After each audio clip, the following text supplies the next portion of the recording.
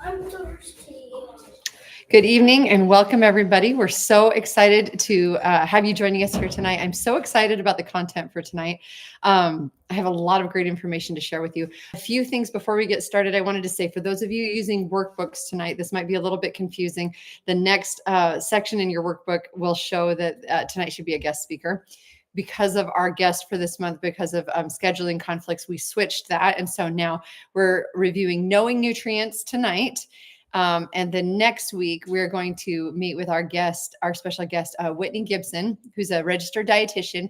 And she also owns the company Altera Health, sorry, that we have recently contracted with to bring our patients an additional option for nutrition information, meal planning, and access to a dietitian to ask questions to online. And so this is going to be a great service that we have to offer. I've invited her on next week to give us an overview of what her program is all about, and also so that you can have a face and recognize her when you reach out to her with questions in the future. So we're excited about that. 2 weeks from now, our very last webinar about nutrition in May, we are going to have a substitute presenter, our nurse Ann Morris, who most of you know and love from the phone calls that she provides for our company, is going to stand in for me. And she's going to talk about managing hunger cues, understanding the difference between actual hunger, physiological hunger, and emotional cues that often set us off to want to eat.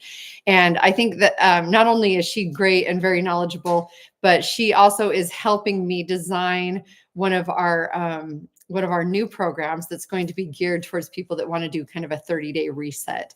And so she's going to have a lot of great insights to share with you, as well as her and I have been working on that together and kind of experimenting on ourselves. So that'll be a great treat for you to get to hear from her at the end of May. And then in June, I just want to kind of give you a quick preview. We're going to launch into the area of lifestyle medicine, which is one of my favorites. It's basically how we use lifestyle to treat your medical conditions. We teach you ways to adjust and change your lifestyle in 6 different areas that give you the best chance at optimal physical health, mental health, emotional health, and an overall feeling of satisfaction with your life and wellness. So we're excited for that coming up. Okay, so for tonight, we are going to jump into the arena of knowing nutrients. Now, what we're focused on tonight is those of you who are on the OptiFast plan, we're looking ahead, right? You've lost the weight. We've gotten that weight off so that you can be at a healthy level so you can minimize your risks. And now what, right? We need to understand food. We need to change our mindset and our relationship with food so that we can fuel our bodies, not only for health and success, but for long-term weight management and weight maintenance. So that's where we're going to start and jump in tonight. So here's some did you knows for you. Did you know that today 60% of adults have one or more diet-related chronic diseases? Now, obviously there's autoimmune diseases, there's all kinds of different chronic diseases that may or may not have anything to do with the diet, but I think it's significant to recognize that so many of the chronic diseases that Americans face today are diet related, meaning we can treat them with changes in our diet, which is empowering and exciting, but also will require some mindset shifts and some hard work on our part.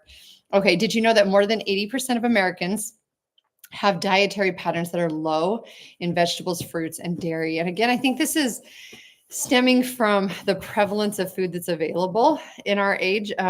We live in a very unique time where food is so accessible to us, and food that's very saturated in things that taste good, right? Those dopamine releases. And so it's very difficult, I think, for any of us to manage our food intake. And that's a relatively new challenge in our society. So we're going to talk about how we deal with that tonight. Okay, so consider as we go through these slides that the patterns that we create are going to matter much more than any choice in a vacuum, right? A lot of you have expressed concern in the past. How do we navigate this new healthy lifestyle in the context of family gatherings and barbecues and parties and things that are important to us socially and emotionally?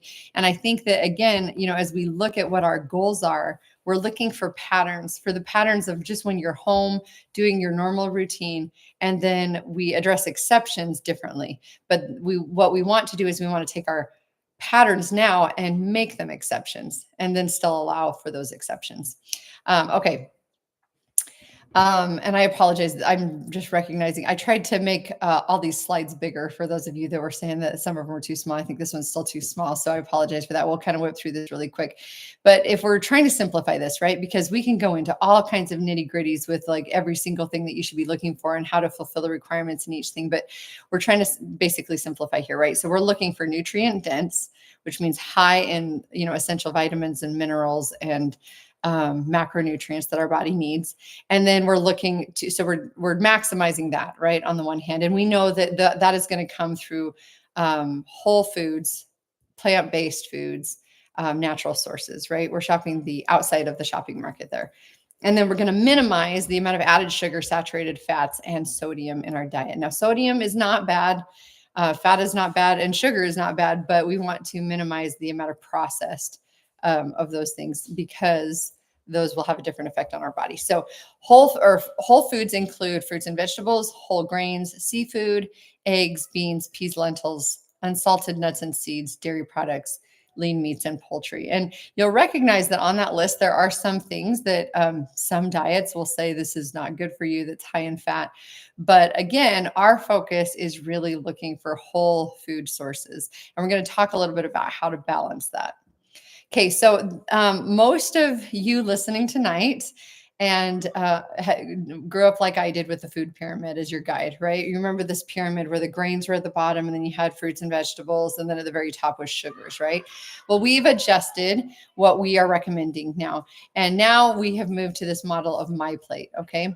And I like it because I think, number one, it's more complete in the research that we've done with, how look at half your plate is whole plant-based foods, right?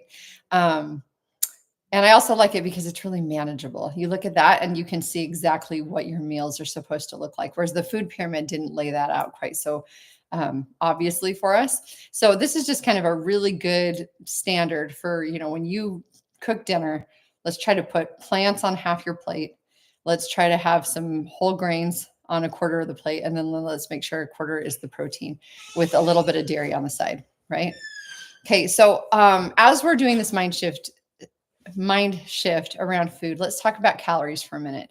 Oftentimes when you've dieted in the past, I'm guessing that calories has become a bad word, right?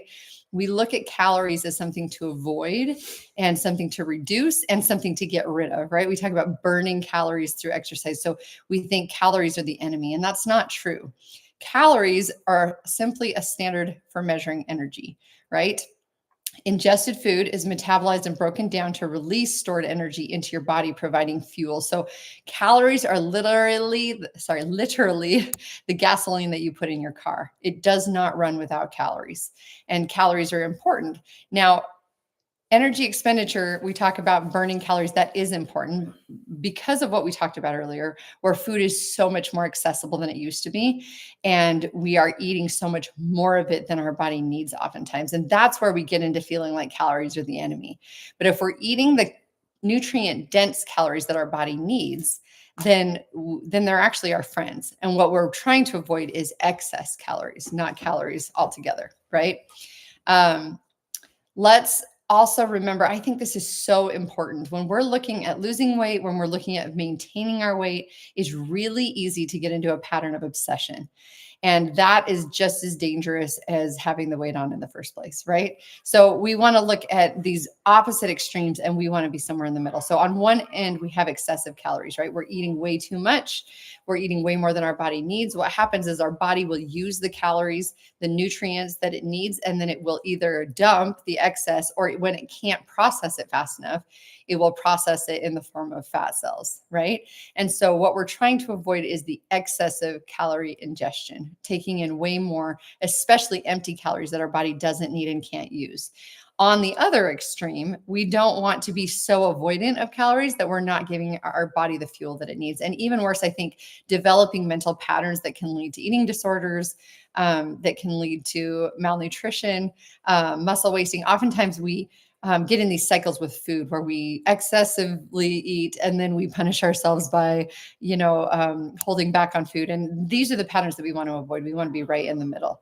And so think about that. We've got to avoid the obsessive cycles. And sometimes I believe for me, that means just taking a break from thinking about it, right? And you don't want to do that for long periods of time. But there are times when I feel myself getting into this obsession of, okay, I've got to make sure that I'm getting the right nutrients and not eating anything extra. And sometimes I just have to take a break for a second and say, okay, these thought patterns are not helping me. I need to cut it off and then restart. And so let's remember that to keep a healthy balance as we're looking at all of that. And just recognizing that making sure our mental health is good through this process is important. Okay. So we talk about calories in and calories out. The problem is, in general, that's a great rule of thumb, right? When we're talking about excessive calories, we've got to be not taking in more calories than our body can process. But it's not that simple, right? If my limit is 2,000 calories a day and all I eat is 2,000 calories of ice cream, it may help me not gain the weight that day, but it's not giving my body the nutrition that it needs to be able to keep functioning and to build muscle and to be able to then keep my metabolism up and all of that. So we want to focus tonight on the calories that we choose and why they matter. So let's simplify this. I really love this chart because, we talked earlier about exceptions. We talked earlier about taking a mental health day. We talked earlier about, needing to go to those barbecues and family gatherings sometimes. If we can get out of this mindset of all or nothing, which most of us live in, and if you're doing all of this hard work to lose that weight, then you're terrified of gaining it back again, right? And sometimes that can lead into those obsessive thought patterns where we don't feel like we can ever take a bite of anything that doesn't have enough protein or fiber in it, right? But if you adopt this mindset, I think this is a really healthy place to live. 85%, that's our patterns, right? This is the day-to-day. This is what we wake up and we do over and over again.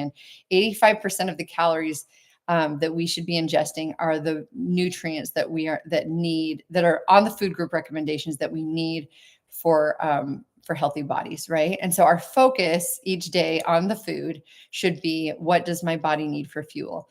And then that 15% is available to you for those exceptions that you want to make. But you want to kind of try to follow this 85-15 rule as far as weight maintenance goes, right? Okay. So I love this quiz. If you were on a little bit early tonight, you can follow the link in the chat window, and this will give you kind of an idea. It's a really quick quiz. So if you haven't had a chance to do it, go ahead and jump on and do it. It's at myplate.gov, and then you go to the plan. For those of you following along on YouTube, you can go myplate/plan. And what it will do is it will just take into account things like your age and your height and weight and your basic activity level. And then it will give you kind of a basic idea of how many calories you have per day to be able to maintain the weight that you're at right now. So again, we're not talking about weight loss, right? We're talking about weight maintenance once you've gotten to a point where you want to be. So I'm going to give you an example from me. This is actually my InBody scan from a year ago. I didn't give you an updated one because I already had this one. But if you look at this InBody scan of mine, what this shows is that based on all of the things that I entered in, I have about 2,200 calories per day to maintain my current weight. So I need to be, on average, not eating more than that. And again, we're going to talk about, that shouldn't all be ice cream, right? Those calories matter, but that's maybe what I'm aiming for, right? Now, if you look at the InBody results, we're looking at, this is really interesting, the basal metabolic rate, right? That's 1,489 on mine. And that's the calories that I burn before I ever wake up in the morning. So you think about that makes a lot of sense, right? And then that gives me, I'm doing quick math in my head, right? Another 700 calories that I'm burning just with my workout during the day and just with my moving around during the day. And so then that makes sense, right? The calories in versus calories out kind of. But there are some nuances to that, right? The more muscle I build, the higher my metabolic rate goes up, and it doesn't take that into account. So there's some nuance to it, but this gives you just kind of a quick break off point to just kind of give you a picture of what you're kind of aiming for. And then to get more detailed, you want to come in and talk to Dr. Shill, because he can give you a lot more of the science behind you and what you specifically need based on all of the data. So we already talked about my plate, so I'm going to move on past that. And then we're going to talk about each of the building blocks of a nutritious diet.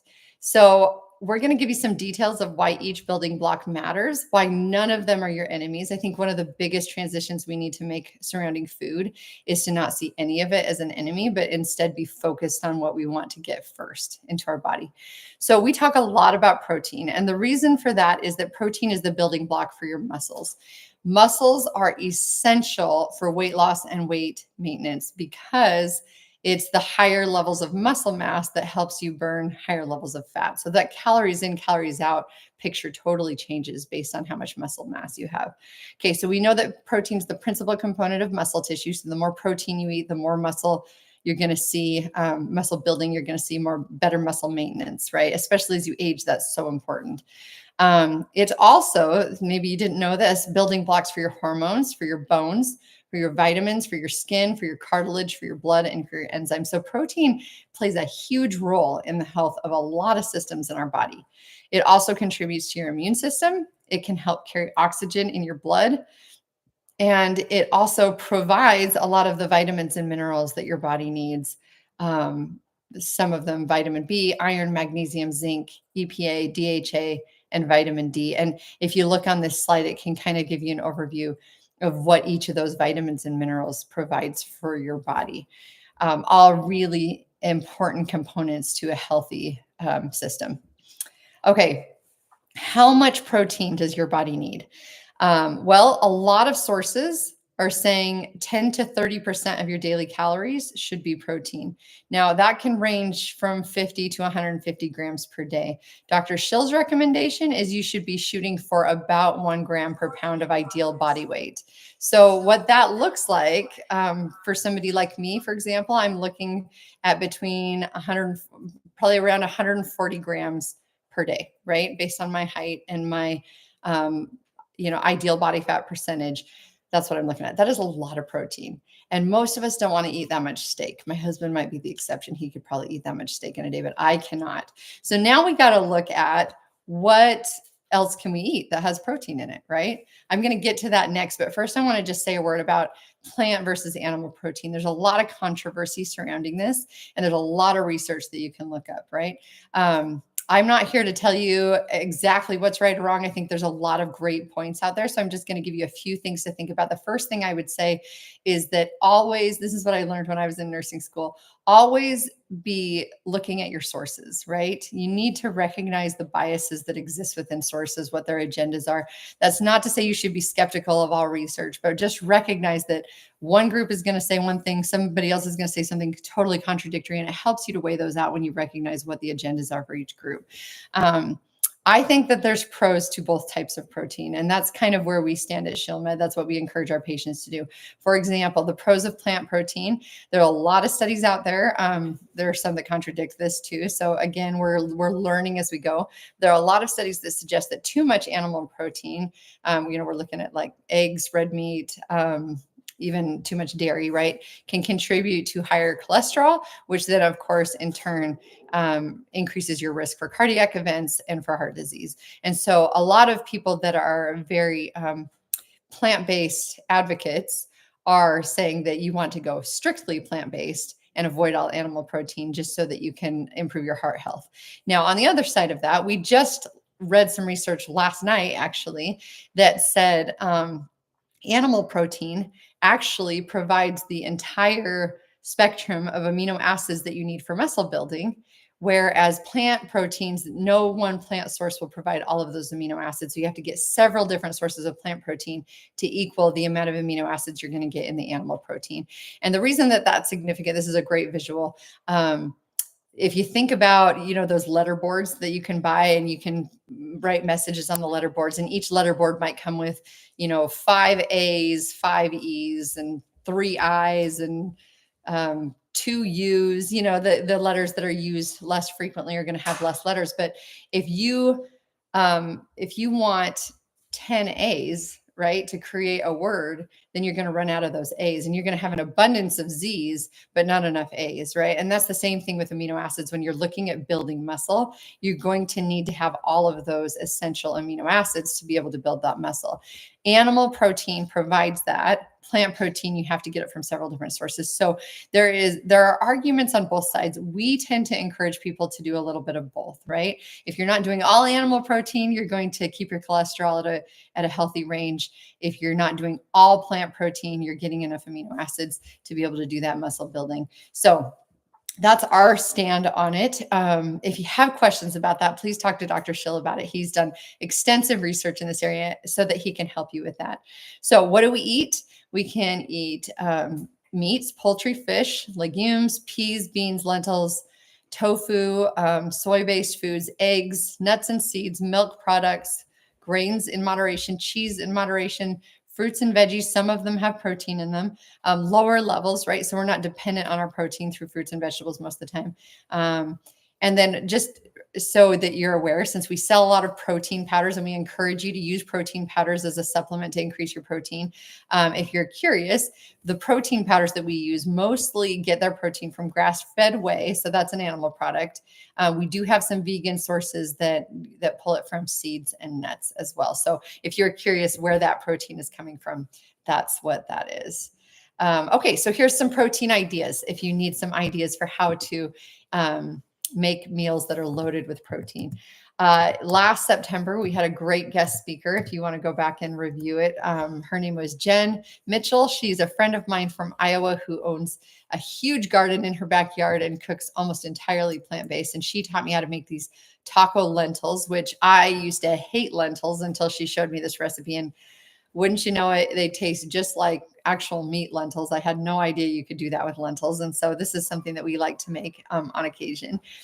Great, chock full of protein and fiber as well. So also our guest from last year, Whitney Bean, taught me how to make this bean soup, actually, ironically, same name. This is a super easy meal. I can do it in less than 15 minutes. It's got lentils and beans, taco seasoning. It's a really yummy, great meal.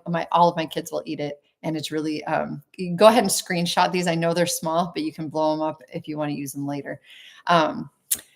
We also just love to throw meat on a salad. And we are big fans around here of just grilling up steak and eating it with veggies. So those are some ideas for how to add protein in your diet. All right, let's talk about carbohydrates. This is another word that I think in weight loss often becomes an enemy. And I think, again, we just have to understand it better. Carbohydrates are essential for our body.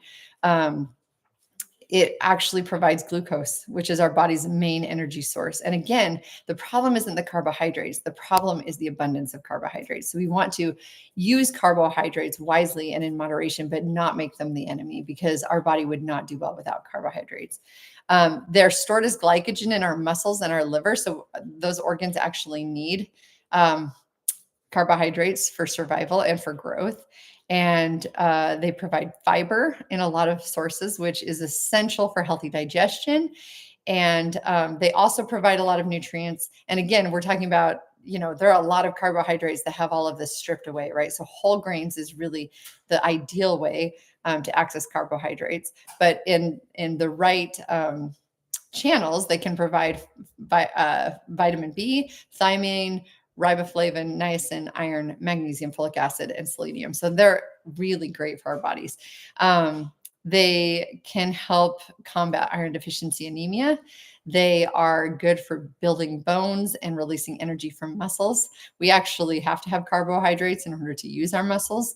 And then they support a healthy immune system and a healthy nervous system. So you can see, let's not get rid of carbohydrates. Let's just be wise about our use. So we're looking at 120 to 130 grams per day, right? And then if we can shoot for half of our grains being whole grains, that's going to be the best for our body. Dr. Shill's recommendation for those who are who have lost the weight, targeting 100 to 120 grams per day. And this is going to change with how much activity we're doing and what our muscle building goals are, right?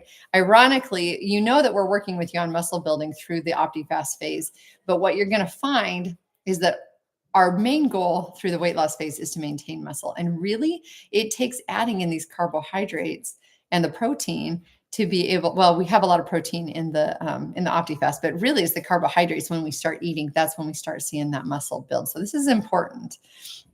Okay, so we're gonna breeze over this. Go ahead and take a picture of this slide if you want to.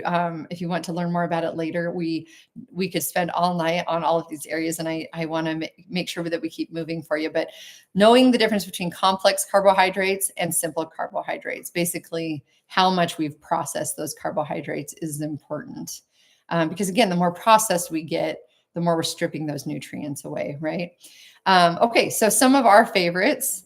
For carbohydrates, I have to say, Dr. Shill is super into making sourdough bread. He has been experimenting with it. And this is so funny. Most of you know Jill, our office manager. She snapped this picture the other day and sent it home, or sent it to me. And she said, "Did you think that this is what he was going to be doing today at work?" And sure enough, here he is in the office proofing his sourdough bread, getting it ready to bring home for our 12-year-old who loves his sourdough bread. And so, and sourdough bread is a great example of something that's homemade, that's rich in nutrients, and also that, with the sourdough, it's great for your digestive system. And so this is something that we love at our house. Another one of my favorite recipes that I've included here is stuffed sweet potatoes with buffalo chicken. It's so easy to make. The majority of the carbohydrates is coming from those sweet potatoes, right? So we're not looking at processed carbs. And so it's healthy carbs for your body, great nutrients, and tastes amazing. So also, I guess I put on there roasted carrots and potatoes. One of my favorite side dishes that's so easy is just throw a bunch of carrots and half a bunch of baby or new potatoes. Sprinkle a little bit of seasoning on them, a little bit of butter, and stick them in the oven for an hour, and they make a great side dish. And, carrots and potatoes are a great source of carbohydrates as well. So there's some ideas for you. Okay, let's talk about fats. See, we have now hit two areas that we try to avoid usually with weight loss and weight maintenance. And again, our body needs fats in the right quantities. So why does our body need fat? Well, you think about people that do go to that opposite extreme, right? Maybe develop eating disorders, maybe or just have goals that are unrealistic, that are maybe society-based, cultural based, but not really healthy for our bodies. And the reason is that our body does need some fat, especially women store some fat. That has to do with our natural makeup for birthing children. That's important, right? But everybody needs some fat, and it can insulate us from extreme temperatures. If you'll notice, has anybody here noticed that when you drop large amounts of weight, you're colder? Have you noticed that? Suddenly places that you didn't used to be cold, you're freezing cold. So in an evolutionary standpoint, we need some fat on our bodies to keep ourselves warm, right? It can also protect our vital organs. It's needed for healthy cell membranes, especially in the brain.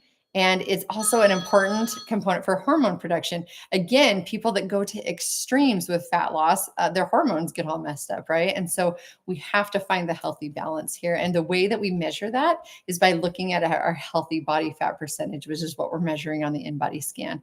It also, having the right amount of fat in your body, can enhance the absorption from some vitamins, and that includes A, D, E, and K.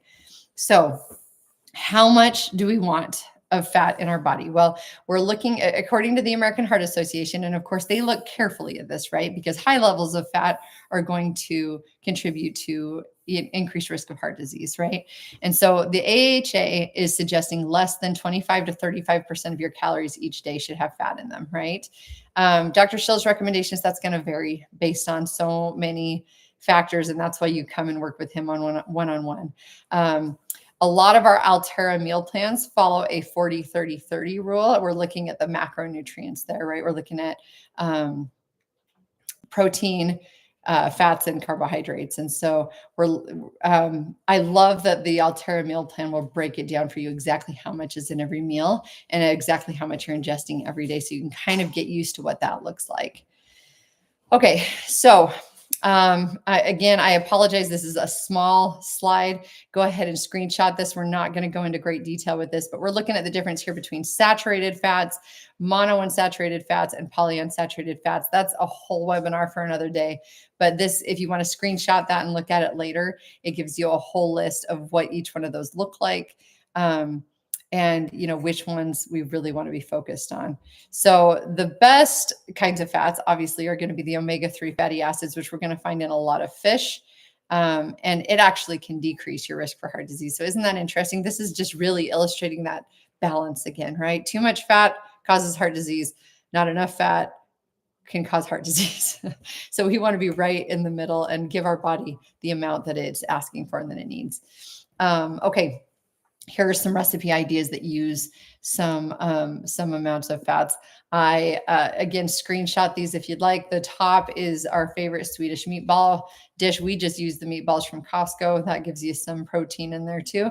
And then it's just a cream-based sauce that you can put over rice, and it's one of our favorites.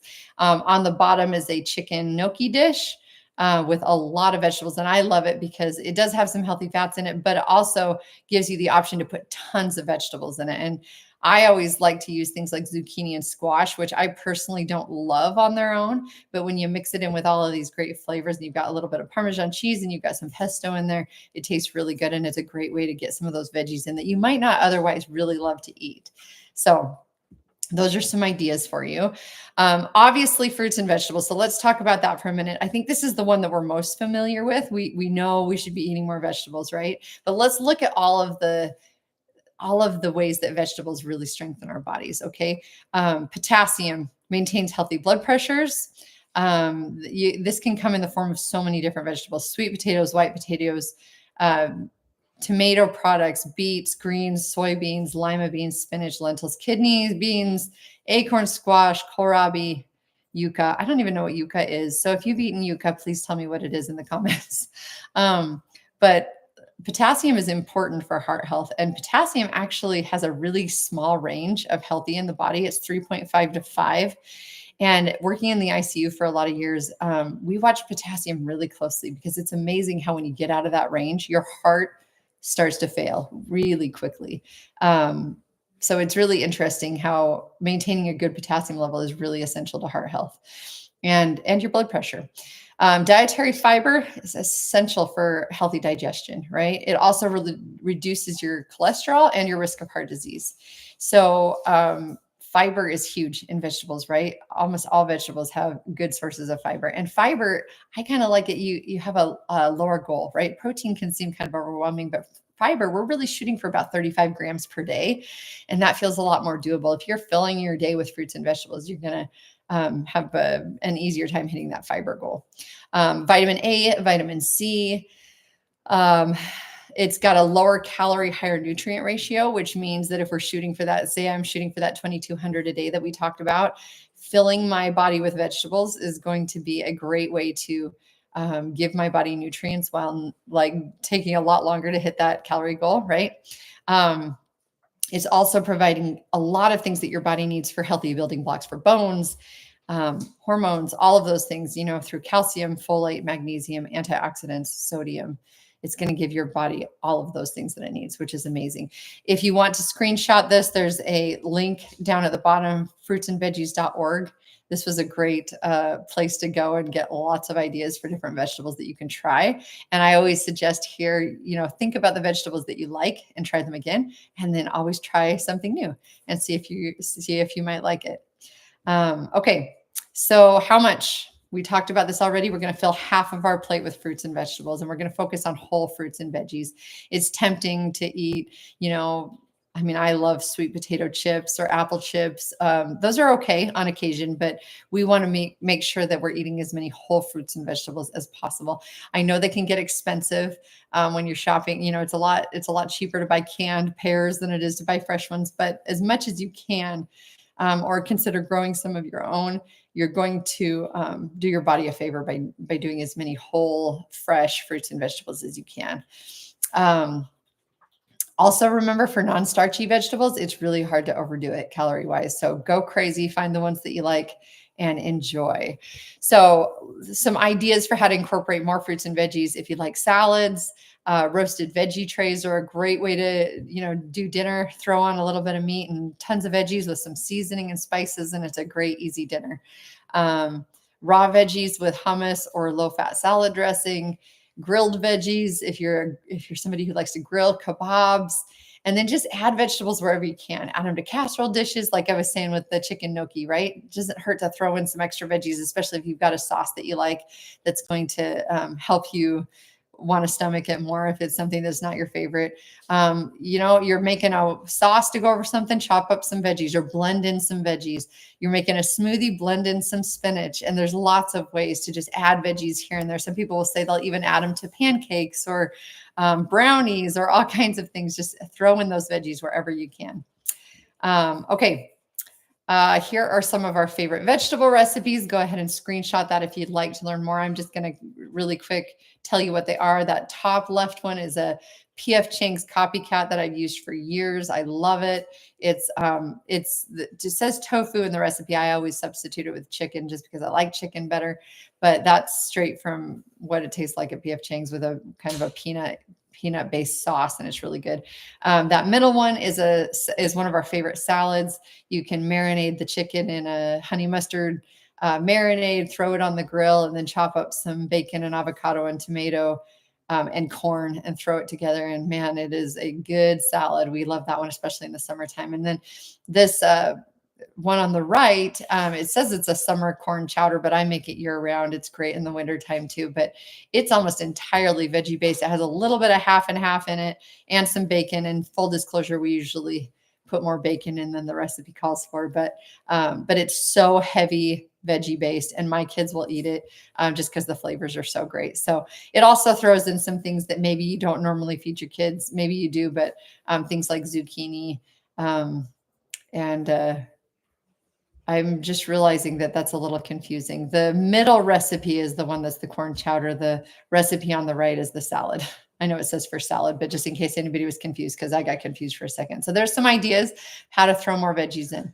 Okay, let's talk about fruit for a minute. Again, with the potassium, here are some high source potassium fruits. We got bananas, prunes, dried peaches, apricots, cantaloupe, honeydew, orange juice, jackfruit, guava, kiwi, and also great sources of fiber with our fruits, right? It reduces our blood cholesterol and heart disease, helps with digestion. Vitamin C, we know all about vitamin C in fruits, especially with citrus fruits. Did you know that vitamin C can help with wound healing? So if you're somebody that's struggled with open wounds that won't heal, a lot of that's going to be helped with weight loss, but some of that's going to help or be helped with increased amounts of vitamin C in your diet. It also improves teeth and gum and bone health, iron absorption. We're same thing, a lot of lower calorie, higher nutrient ratios. And it also provides a lot of nutrients that your body needs, just like vegetables. We're looking at calcium, folate, magnesium, antioxidants, and sodium. So antioxidants, as you know, lower your risk of cancer. So another reason to eat those fruits and veggies. All right. Again, half your plate, fruits and veggies. We're looking at whole fruits and veggies. Try to eat the rainbow, right? So as many colors as you can get into your diet, you're going to be varying the vitamins and minerals and nutrients that your body is getting. What to eat: fruit salads, raw fruit from a bowl or fridge. I think I've mentioned this on here before, but we just love to just dump a bunch of fresh fruit in a bowl and stick it on the counter, and our kids will just eat it all day long. Frozen fruit is another favorite snack for my kids. They love just snacking on pieces of frozen fruit. They love sticking it in smoothies.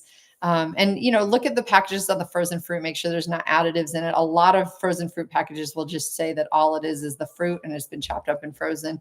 I always look for that. Dried fruit, although watch for added sugar in dried fruit. Did you know how much sugar is in craisins, for example? I had no idea, but I looked at the label one day about a year ago and I was like, oh my gosh, this is not, I thought it was just dried cranberries, but no, there's a lot of sugar in it. So watch for the added sugar on the labels. Add fresh fruit to just about anything, right? Add it to yogurt, add it to salad, add it to pancakes or waffles. We like to put blueberries in our pancakes. We use the Clean Simple Eats pancake mix. Another trick that I learned that I think I mentioned a week or two ago, if you use Clean Simple Eats German pancake mix and then just top it with high protein vanilla yogurt and berries, oh man, that is the best breakfast. And then you've got the high protein, the fresh fruits, and those healthy digestive enzymes that are in yogurt as well. So there's some ideas. Bake or grill fruit. Have you ever grilled peaches? Man, those are good. So lots of ideas for how to get more fruit in your diet. This is my 7-year-old who's decided that he's big enough to make his own smoothies. And it's pretty cute and really messy, but my kids just love it. We just always keep all of these bags of frozen fruit in the freezer. They just throw it together, and even the 7-year-old can make it himself. One of my favorite things to do is just do a big fruit salad and don't add anything to it. If you add anything, you could add some lime juice or something, but I don't add any sauces or creams or anything like that. Just chop up lots of strawberries, throw in some raspberries and blueberries, chop up some bananas, maybe add in some melon, just get a big old fruit salad, and it's so good. Maybe some kiwi too. I like some of that in there. And then another idea is if you just have a bed of spinach, throw a bunch of berries on top, and then a little bit of feta cheese and a vinaigrette is a great, colorful, beautiful, super yummy salad. Way to get a lot of fruits and veggies in one shot. Okay, we're wrapping up here. We're going to talk about dairy for just a second. We know dairy is important for calcium and vitamin D. That's going to strengthen your bones and your teeth and prevent osteoporosis. We're looking at potassium again. Isn't this interesting how so many of these high nutrient foods include potassium, which is so important for our body? We're also looking at phosphorus, vitamins, protein, just so many different things that your body needs in dairy. So don't make dairy the enemy, right? We're going to, again, put it in the right quantities, but dairy has some good things. Milk is good for you. Cheese is good for you. We just want to make sure that we do it in the right quantities. You're going to eat less of the milk and cheese because it's higher calorie than the fruits and vegetables, but you still need it just as much as the fruits and vegetables.